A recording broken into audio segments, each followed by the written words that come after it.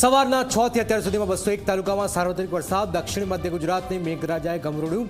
55 તાલુકામાં 4 ઇંચ કરતાં વધુ વરસાદ. સુરતના અંબિકામાં સૌથી વધુ 19 ઇંચ વરસાદ. ભારે વરસાદથી અંબિકા નદીમાં ઘોડાપુર, નદી કાંઠાના ગામોને એલર્ટ કરાયા.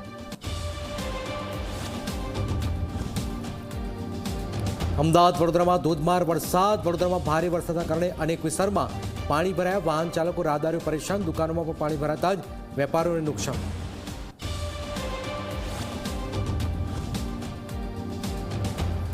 રાજ્યમાં ભારે વરસાદના કારણે અત્યાર સુધીમાં 16,500થી પણ વધુ લોકોનું સ્થળાંતર. 41 લોકોનું દિલધડક રેસ્ક્યુ. ભારે વરસાદની આગાહીને પગલે તંત્ર એલર્ટ.